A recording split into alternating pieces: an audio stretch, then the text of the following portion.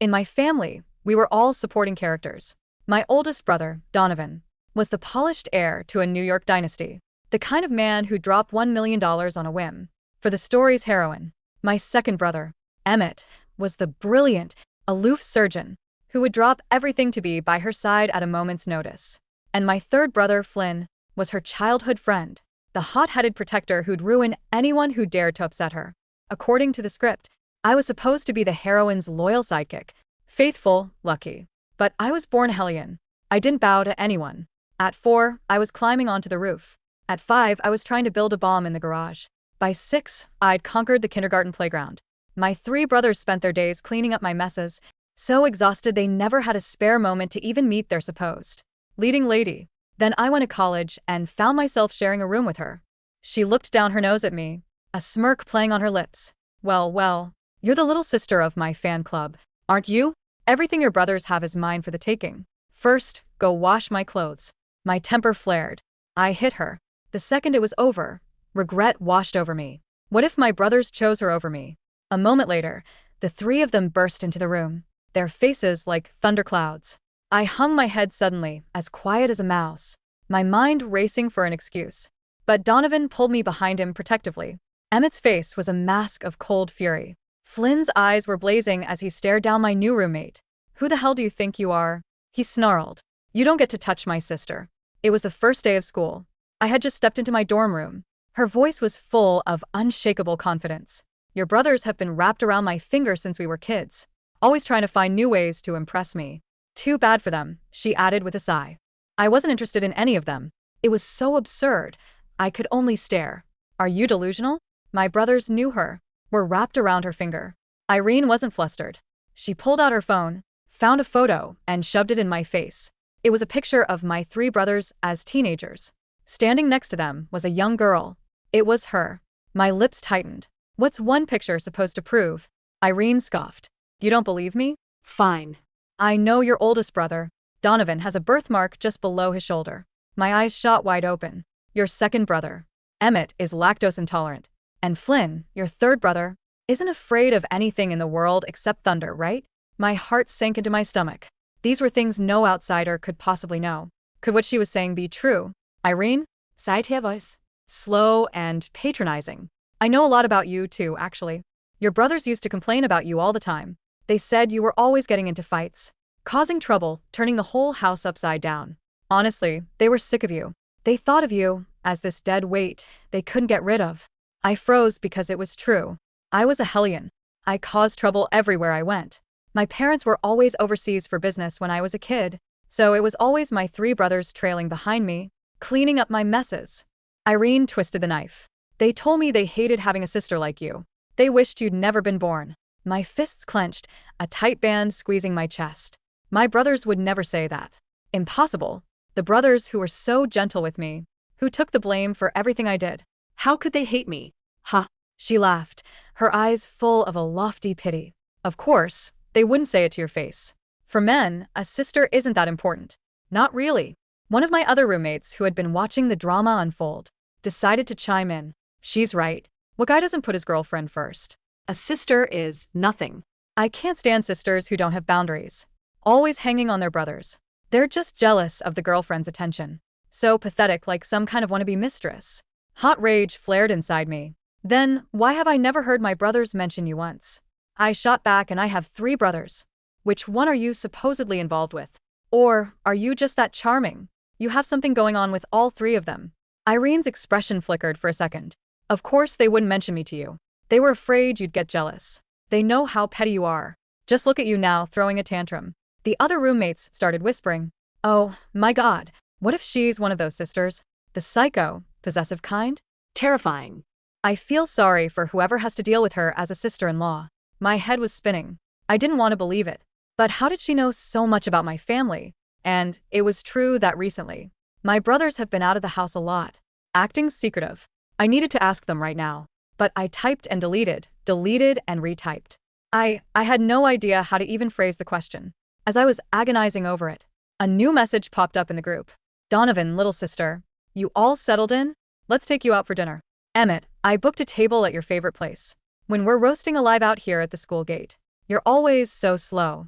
I told you. We should have just sent the housekeeper in to help you unpack. You dummy. I stared at the screen when I didn't reply. They started spamming the chat. Meanwhile, Irene was holding court with the other roommates. Her voice animated. I'm telling you, those Conrad boys might look cold on the surface, but they're actually sweethearts. Anything I asked for, they'd give it to me. No questions asked. The roommates oohed and awed. Wow, Irene, you're so lucky. It's like you're the main character in one of those romance novels. I felt sick to my stomach. I'd lost all interest in arguing with her. I turned and walked out the door.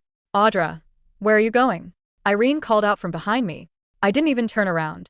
None of your damn business. Voice rose thick with entitlement. Well, bring me back some dinner when you come back. No onions or cilantro. I let out a cold laugh, but didn't say a word. Slam.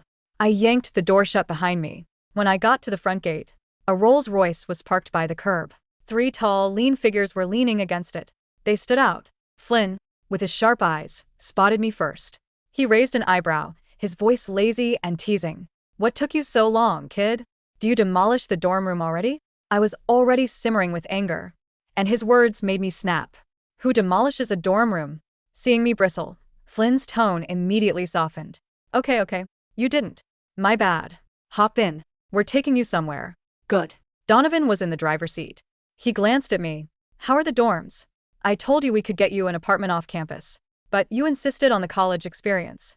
I bet you regret it now, don't you? My mind was a mess of unanswered questions. Just nodded vaguely. It's fine. Emmett passed me an iced tea from the back. Fine means it's not fine. You shouldn't stay there. What's so great about some rundown dorm anyway? I chewed on my straw, silent. My thoughts were consumed by what Irene had said. Was she really that close with my brothers? We got to the restaurant. As soon as the food arrived, my brother started piling food onto my plate out of habit. The table was filled with all my favorite dishes. I took a deep breath.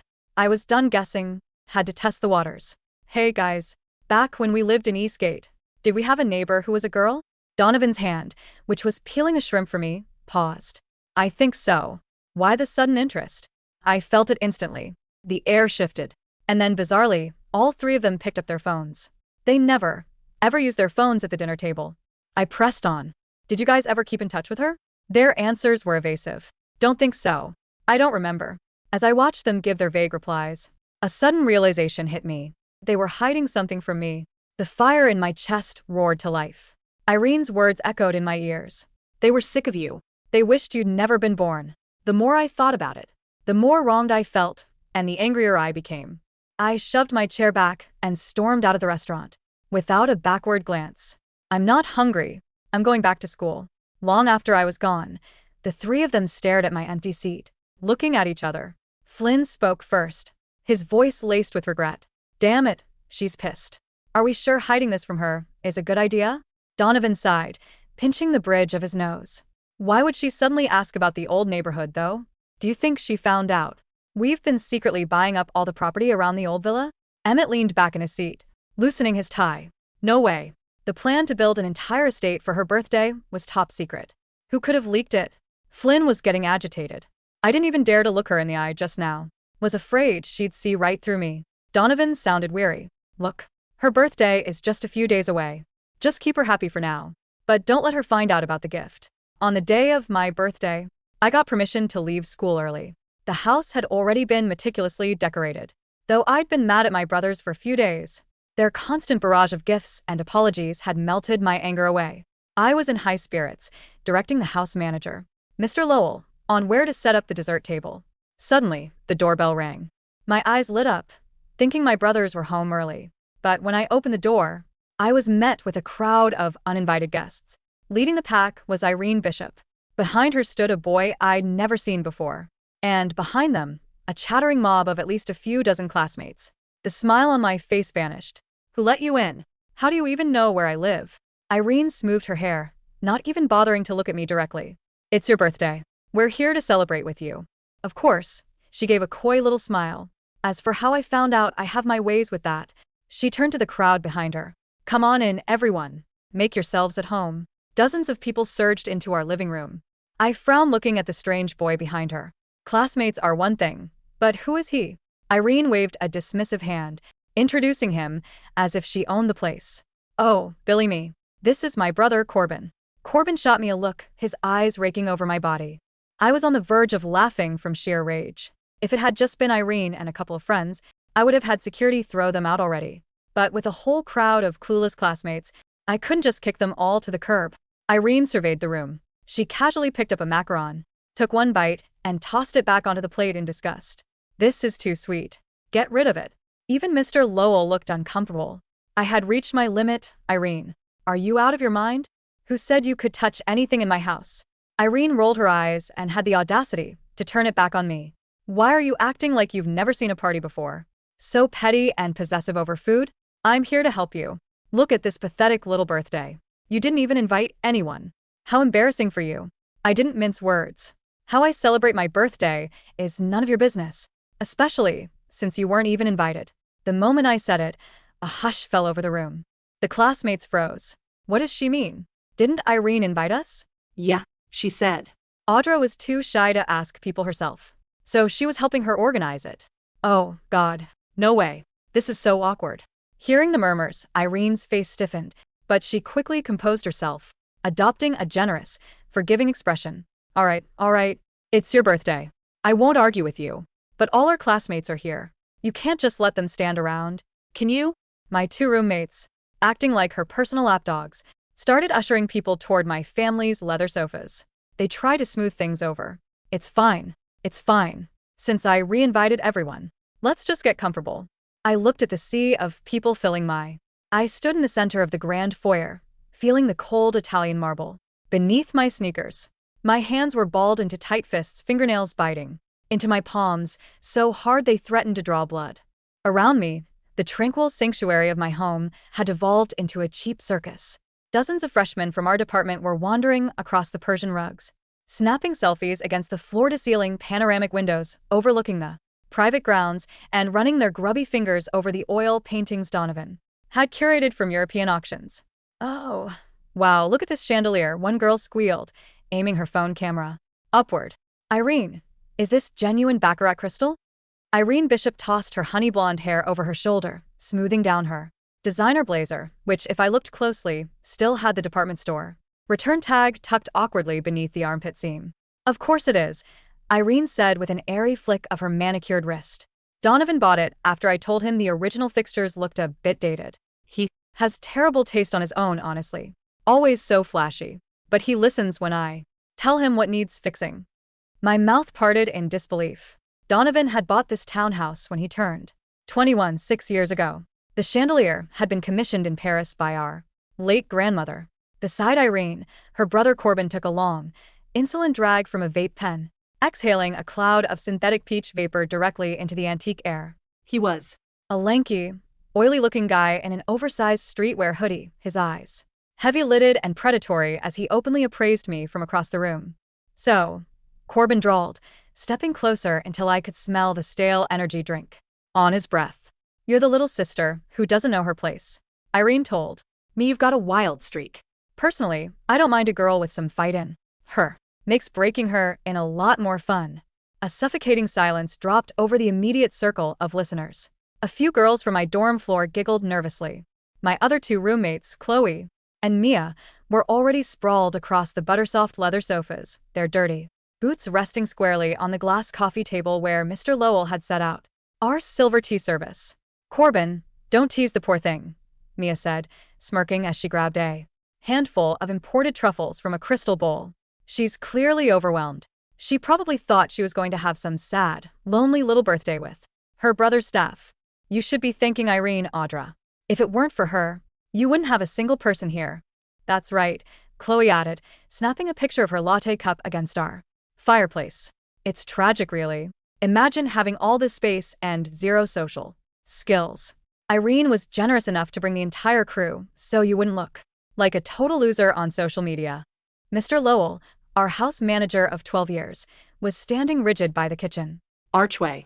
His silver hair was immaculate, his tailored suit spotless, but the vein pulsing in his left temple was thicker than a garden hose.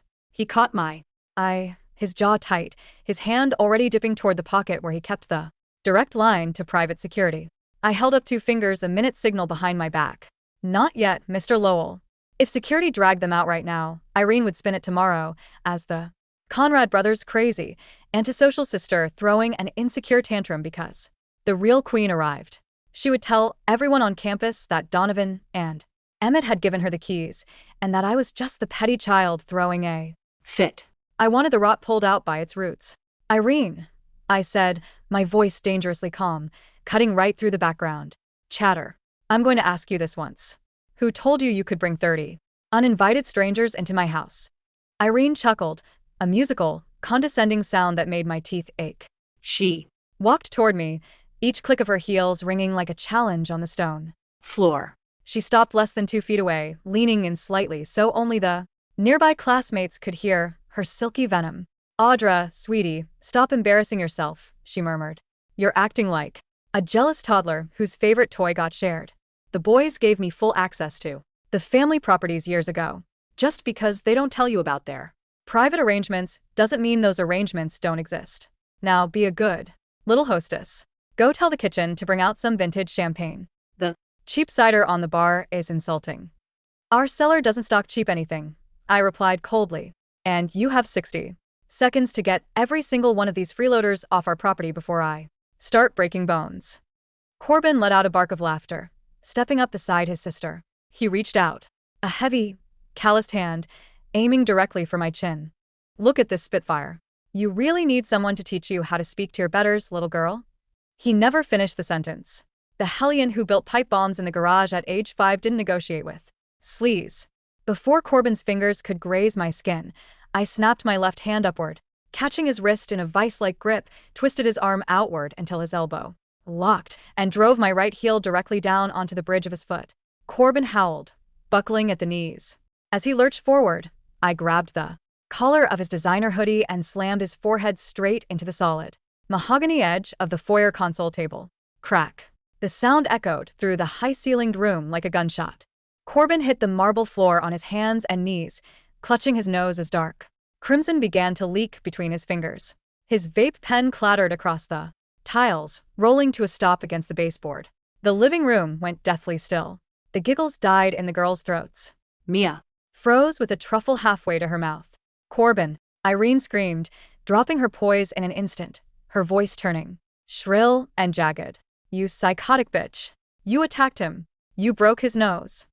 I warned you, I said, shaking out my knuckles, staring down at Corbin with sheer disgust. Next person who tries to touch me leaves in an ambulance. Mr. Lowell, lock the front gates. With pleasure, Miss Audra, Mr. Lowell said, his voice brimming with pure satisfaction. You're dead, Irene shrieked, pulling out her phone with trembling hands. You. Think you're untouchable because you share their last name? Just wait until Donovan hears about this. Wait until Flynn gets here. He will literally tear you apart for hurting my brother. You have no idea what they're capable of when someone crosses me. Call them, I challenged, stepping over Corbin's groaning form. Go on, Irene. Put them on speaker. Let's hear what my brothers have to say. Before Irene could dial, the heavy wrought iron front doors swung open with a slow, ominous groan. The autumn breeze rushed into the foyer, carrying the distinct scent of rain and high-octane exhaust. Framed in the arched doorway stood 3 figures, backlit by the courtyard floodlights. They didn't look like men arriving at a college party. They looked like a firing squad arriving to carry out an execution. Donovan stood in the center, his charcoal bespoke overcoat draped over broad shoulders, his dark hair combed back with razor precision, his expression carved out of sheer Arctic granite. In his left hand, he held a sleek leather portfolio, embossed with gold foil. To his right was Emmett, dressed in a crisp navy suit, having clearly come straight from the hospital. His rimless glasses sat low on his sharp nose, catching the light with a clinical, predatory gleam. His hands were tucked casually into his pockets, but the tension in his broad frame was palpable. To his left was Flynn. Flynn, who was still wearing his leather motorcycle jacket, his dark curls slightly damp from the drizzle outside. In his right hand, he held an enormous, beautifully tied box from the finest patisserie in Manhattan. But his amber eyes weren't looking at the cake. They were locked onto the blood on the floor, the terrified crowd scattered across our furniture and Corbin Bishop groveling at my feet. The room held its breath. To the outside world, the Conrad brothers were mythological figures of the city's elite, untouchable, fabulously wealthy, and notoriously ruthless in their respective fields. For 30 college freshmen, seeing all three in the flesh was paralyzing. Irene's eyes lit up with triumphant malice. She instantly threw herself into character, her face morphing from hysterical rage to fragile, tear-stained victimhood in less than half a second. Flynn. Donovan, Irene cried, letting out a sob as she rushed toward them, her hands outstretched as if seeking shelter in their arms. Thank God you're here. It was awful. We came here to give Audra a wonderful surprise party, and she went completely insane. She attacked Corbin for no reason. Look at him, he's bleeding everywhere. She threatened to kill us all. Mia and Chloe quickly chimed in from the couch, eager to solidify their standing with the billionaires. It's true, Mr. Conrad, Mia called out, standing up with an earnest, terrified expression. Audra was completely out of control. Irene was just trying to be nice to her, and she started beating people up. She has no respect for anyone. Donovan didn't blink. He didn't even look at Irene. As she reached out to touch the lapel of his overcoat, Donovan took a single, fluid step to the side, letting her momentum carry her forward until she nearly tripped over her own platform heels. His voice, when it came, was smooth, low, and cold enough to freeze water. Mr. Lowell, Donovan said, not raising his volume by even a decibel. Why are there stray dogs in my foyer? Irene stiffened, catching herself against the entryway pillar. She turned around, blinking rapidly, her voice faltering. Donovan? It's me, Irene. Don't you recognize me? Flynn walked right past her as if she were a pane of dirty glass. He set the delicate cake box onto the foyer table with immense care, then marched directly over to me. He didn't look at Corbin. He didn't look at the blood. He grabbed both of my shoulders, his rough, warm hands checking my arms, my neck, my knuckles. You hurt? Flynn asked, his voice thick with gravel and barely suppressed fury. Did any of these bastards touch you? I'm fine, Flynn, I muttered, my voice suddenly thick with an unexpected lump in my throat. He tried to grab my face, so I put him through the table. Flynn's eyes darkened into something terrifying. He slowly turned his head toward Corbin, who was still on his knees, clutching his bloody nose with paper napkins someone had handed him. You tried to put your hands on my sister? Flynn whispered. Wait. Mr. Conrad, you don't understand. Corbin stammered, scrambling backward on the polished floor like a crab, leaving a smear of red behind him. She attacked me first. Ask anyone. Irene said you guys would back us up. Irene said. Thud. Flynn didn't bother using his fists. He took one step forward and drove the steel toe of his motorcycle boot directly into Corbin's solar plexus. Corbin folded like a cheap lawn chair, all the air exploding out of his lungs in a wet gasp as he crashed sideways into the base of the sofa. Screams erupted from the college crowd. Two girls scrambled over the back of the couch to get away. Flynn, control yourself, Emmett said smoothly, walking into the center of the room. He didn't look angry. He looked like a surgeon preparing to dissect a cadaver. He adjusted his glasses with his forefinger, his gaze drifting over the trembling crowd. If you rupture his spleen on the rug, the blood will seep into the underlayment. It's an antique Persian silk weave. Do you know how hard that is to clean? I don't give a damn about the rug, Flynn snarled, his chest heaving, his fists clenched at his sides. I told every single person in the city 10 years ago, if anyone breathes wrong near Audra, I'll bury them. Irene stood frozen in the middle of the foyer, her face entirely drained of color. The smug, untouchable queen of the dorm room had vanished, replaced by a checking, cornered rat. Flynn, please, Irene whimpered, trying to summon that patronizing, familiar tone she had used on me all week. Why are you acting like this? It's me, Eastgate. Don't you remember our childhood together? The summers? How you used to protect me? Donovan slowly unbuttoned his overcoat, handing it to Mr. Lowell without breaking eye contact with Irene.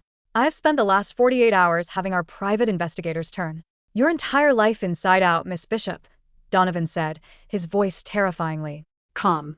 And I have to say, your psychological delusion is almost impressive.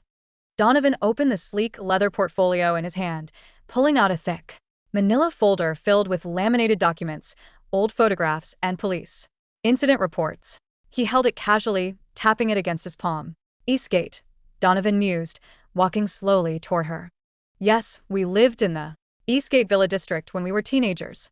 And yes, your family lived in the neighboring block, in the staff housing quarters attached to the Bishop estate before your grandfather gambled the entire family fortune into bankruptcy.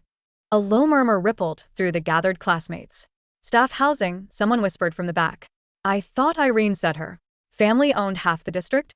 Her father was a junior accountant for our family's logistics firm before he was terminated for corporate embezzlement 12 years ago, Donovan continued, his voice echoing cleanly off the walls.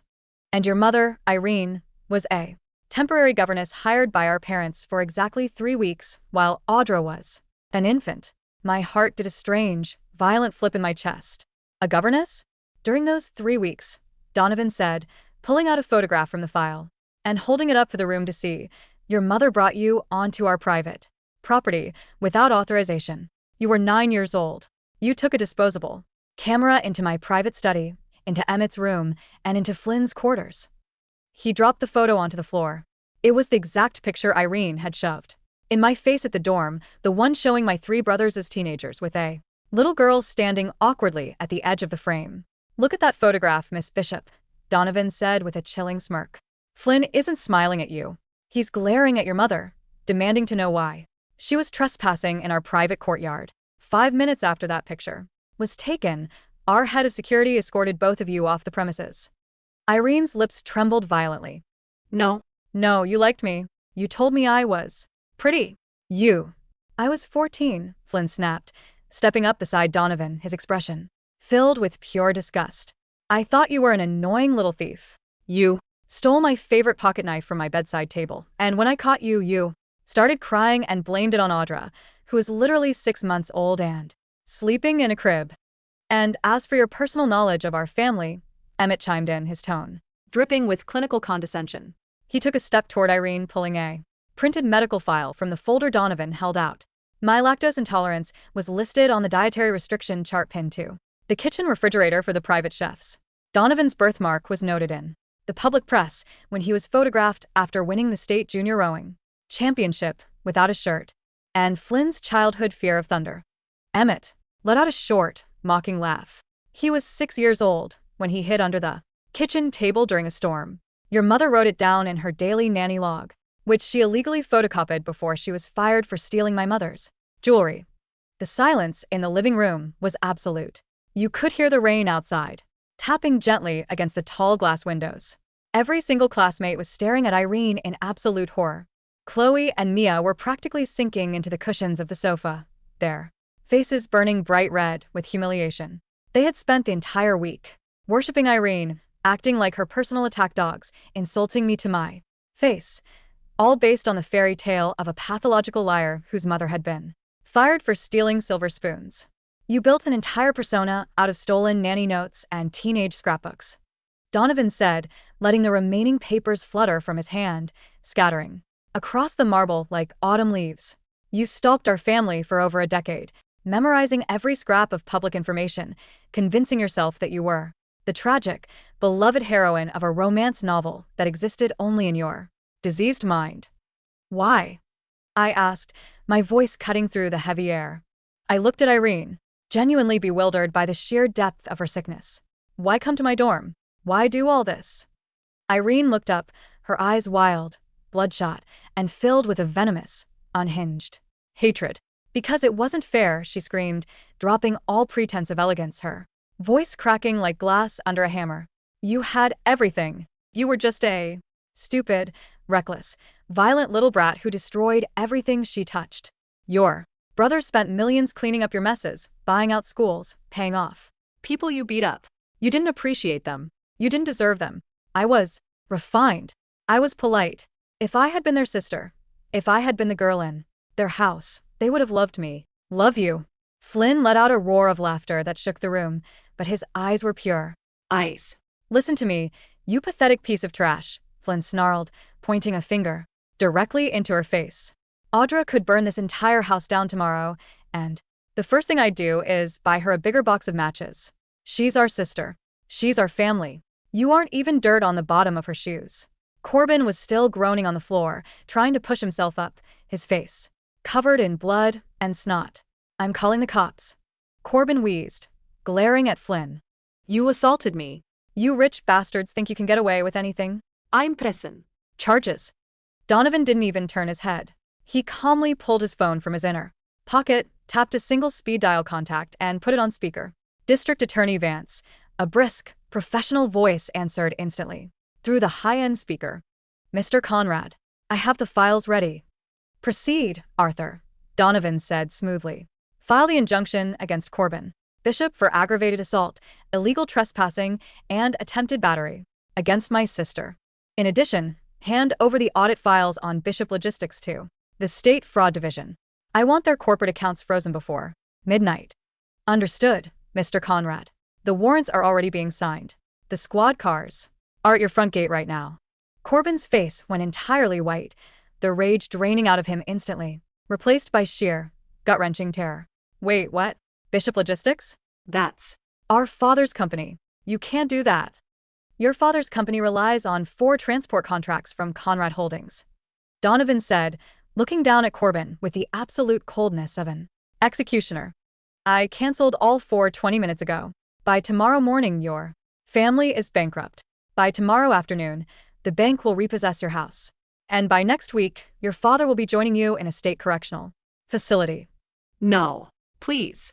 Irene shrieked, dropping to her knees on the marble floor, crawling toward Donovan's polished shoes. Donovan, please. You can't do this. It was just a misunderstanding.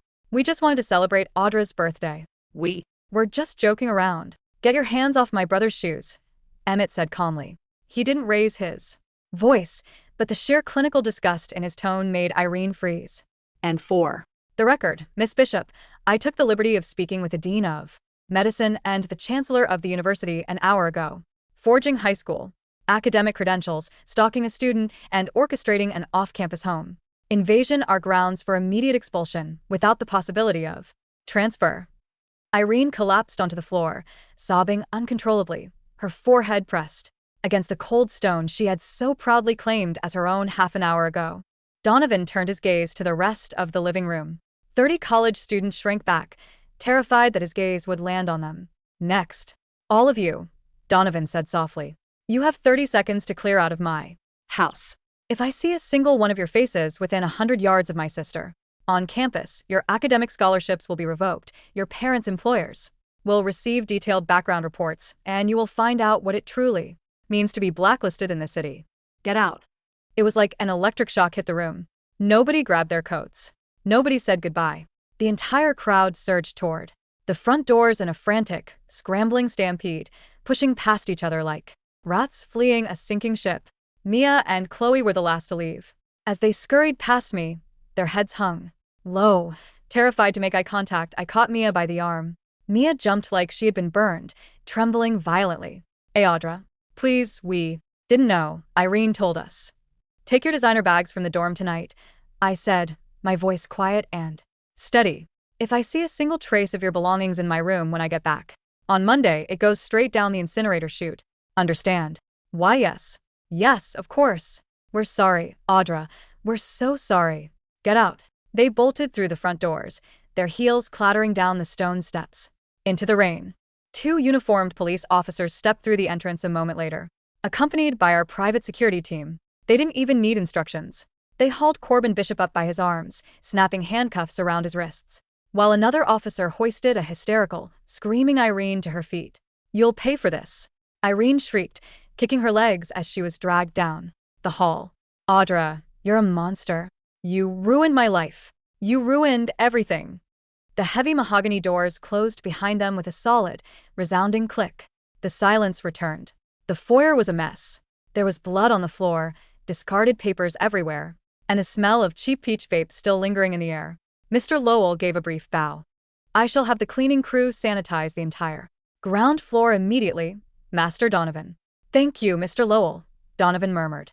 And bring a bottle of the 82 Petrus to the private dining room. We have a birthday to celebrate properly. I stood there, surrounded by the wreckage, feeling suddenly exhausted.